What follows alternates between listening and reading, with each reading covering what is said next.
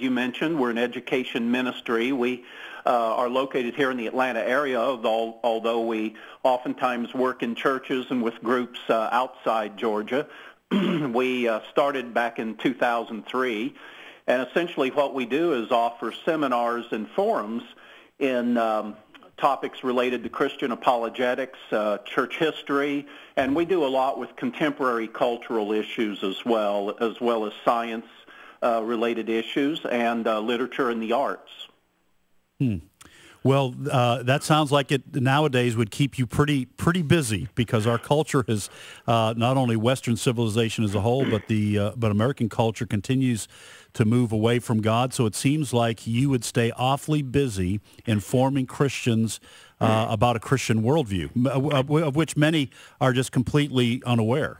Well, you're absolutely right.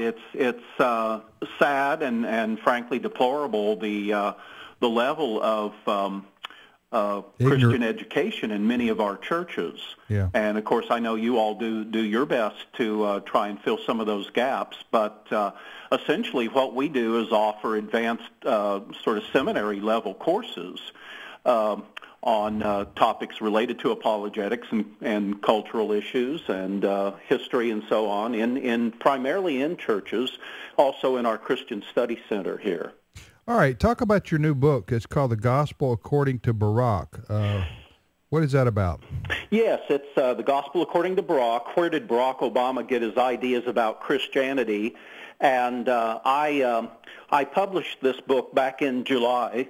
And, over the last several years, a lot's been written, of course, about Obama's personal life and his political ideology, but actually very little about the religious influences that have shaped his values and his positions, on a wide range of social and moral issues like abortion and same-sex marriage, and also the proper relationship between church and state. So I was actually motivated to write the book by the comment that President Obama made back in May that it was his Christian faith that inspired him to publicly support same-sex marriage. And I thought at the time that a comment like that deserved an appropriate response, because frankly nothing could be more indefensible than misusing the Christian faith to promote a practice that's so obviously unbiblical.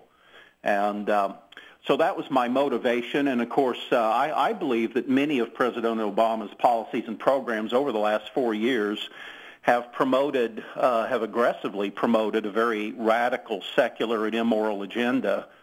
And as the U.S. Council of Catholic Bishops pointed out several months ago, his administration actually poses a threat to religious liberty and the proper relationship between church and state that's absolutely unprecedented in American history.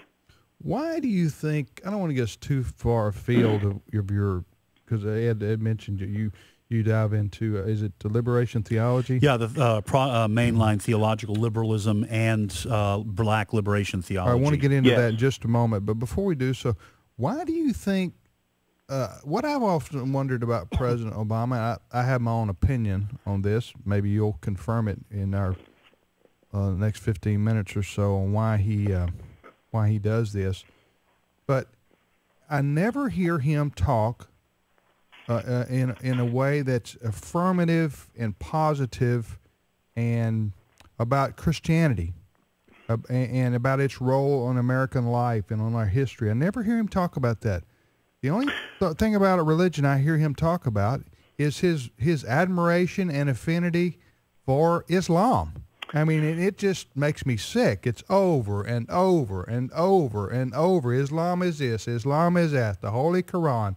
I mean, that's all he's done. Yeah, and meanwhile, when he has an opportunity to mention the Creator when quoting the Declaration of Independence, he doesn't do it. He intentionally leaves it out. So explain to me, how can a Christian not want to talk about his love for the Lord, but wants to talk about his admiration for Islam all the time?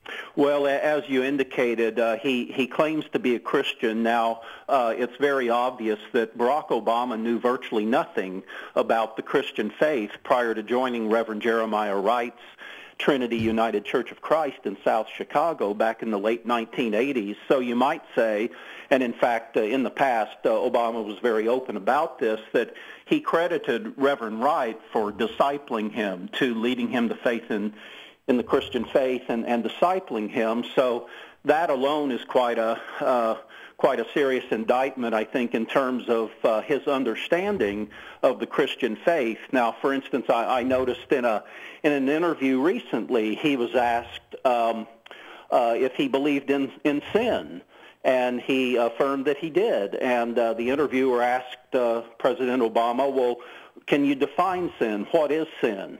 And the president responded that sin is being out of alignment with my values. So I think that comment is very revealing in itself. I think he drastically misunderstands what historic traditional Christian faith is all about. He is, in fact, a product of two forces. One is mainline Protestant liberalism, which is, as the Apostle Paul would have put it in Galatians, a different gospel. It's not the traditional biblically based Christian gospel. Oh, and it's killing. And secondly, it's killing. Black liberation theology, as you mentioned. Yeah, and that it's killing the mainline churches in America. That this liberalism is. They're gonna be dead in 20 years. Well, many of them are in steep decline. In some of the mainline churches, like the United Methodist Church, there still are conservatives. They're fighting the good fight. In other mainline denominations, like the United Church of Christ, the battle was lost long ago. The war was lost long ago. So you're right. Most of these denominations are in steep decline, and theological liberalism is the primary reason why. Yeah, there's no reason to go to church if the church you go to doesn't believe in anything. Right. I mean, go golf or fish or garden or sleep in. My word. What do you want? As Paul wrote in Galatians, it is a different gospel that has the pretense of of godliness, but denies the power. Well, and as you say, at a certain point, once they've jettisoned so many of the core beliefs of the Christian faith, it really degenerates into merely a social club. Well, this example you gave a few moments ago of how the president defines sin, right, being out of alignment with your values, my goodness, that would mean that Adolf Hitler committed no sin, because everything he did was in line with his values. Relativistic view. So you don't need Jesus dying upon a cross, except maybe some theological liberals say, well, it's a good example that he set, but there's no atonement there, there's no propitiation there if sin is simply being out of line with your values and not having transgressed God's laws. Well, in fact, if you look at the development of American theological liberalism, the doctrine of the atonement was certainly one of those foundational core doctrines of the Christian faith that they rejected early on, along with the doctrine of the Trinity, the deity of Christ, and so on. We're talking to Dr. Jefrey Breshears, who's written an excellent book called The Gospel According to Barack. Where did Barack Obama get his ideas about Christianity is a subtitle. What's your website, or how can people get a copy of this? Well, copies are available at our website. Our website is www.theareopagus. And for the spelling on Areopagus, just go to Acts chapter 17. That's where we got the name. That was sort of a forum in Athens, in ancient Athens, and that's where Paul first presented the gospel in Athens and in Europe. So it's theareopagus.org, and you can download the book or order it.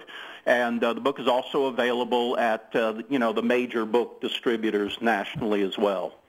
Just a word of advice, I just go with drjeffrey.com.